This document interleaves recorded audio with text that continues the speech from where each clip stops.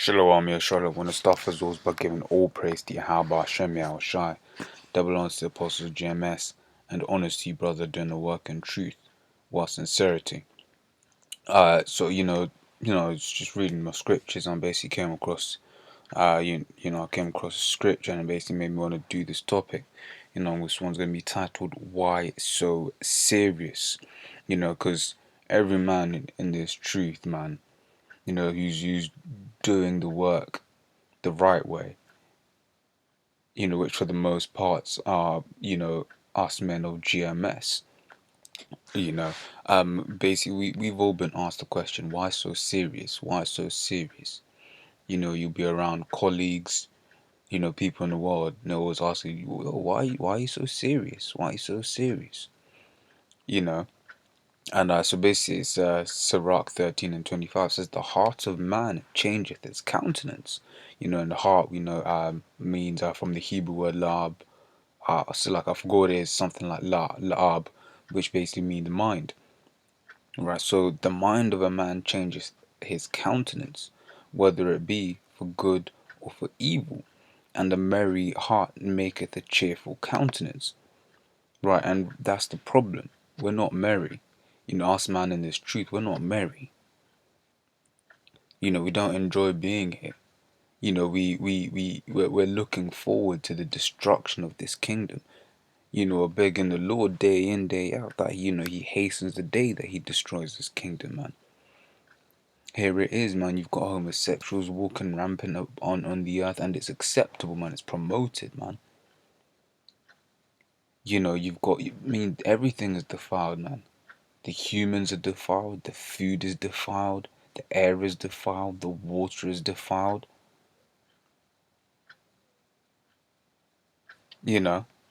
Says 2 Peter 3:11 says, seeing then that all these things shall be dissolved, what manner of persons ought ye to be in all holy conversation and godliness, looking for and hastening unto the coming of the day of the Most High, wherein the heavens being on fire shall be dissolved, and the elements shall melt with fervent heat.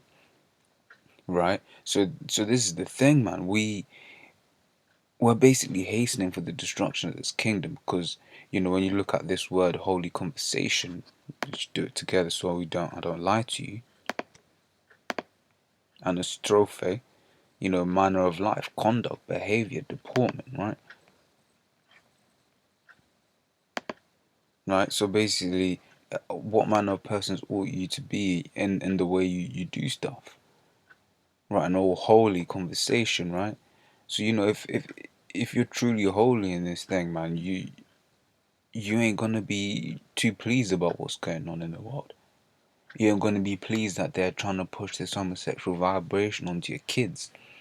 Trying to tell your kids that your kids don't, they're not male or female. That's just a social construct. They can choose whether they want what they want to be. That's bullshit. That's absolute bullshit. That's madness. Right?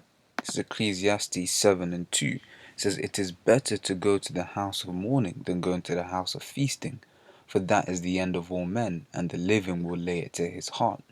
Now, verse 4 says, the heart of the wise is in the house of mourning, but the house of fools is in the house of mirth. Right, and this verse 7 says, surely oppression maketh a wise man mad, and the gift destroyeth the heart. And man, us men that are in this truth, man, we're oppressed, man. To not being able to put a homosexual to death, that's oppress us. That's oppressive, man. To have a woman over you, that's oppressive. To have heathens over you, that's oppressive, man. Here it is, where Yasha Allah, the Prince of the Power.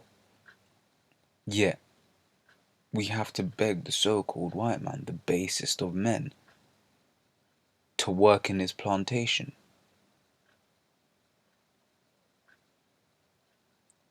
Some people, I know, man, if you're in retail, you're around homosexuals all day long, man. Because homosexuals just seem to get all the retail jobs. Right, but this scripture here basically is playing into the point, man. The heart of man changeth his countenance. right? Whether it be for good or for evil, right? Now, and man, we're so serious because our mind is on a serious vibration. We don't like what we see. It says a merry heart maketh a cheerful countenance, man. But we're not happy here. We're oppressed. We're not supposed to be in this kingdom, to make it. For those in the States, they weren't brought to the States in cargo slave ships for their enjoyment. They were brought to serve hardcore bondage, and that's what we've been doing as a nation. Whether it be the Northern Kingdom or the Southern Kingdom. Because the slavery that the Southern Kingdom went through, that's well publicized. But the Northern Kingdom went through shit as well, man. This is Ecclesiastes 3. It says, to everything there is a season and a time to every purpose under the heaven, right? And that's playing into the point, man. There's a time for everything, and right now isn't the time. So it says 3 and 4 says a time to weep and a time to laugh and a time to mourn and a time to dance.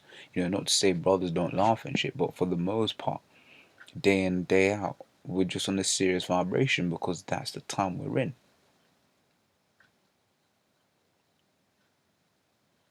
If you're all jolly and mirth, man, you ain't in the right spirit, man.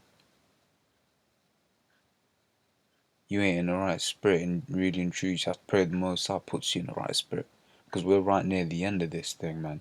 Here it is with blowing of the trumpets the other day.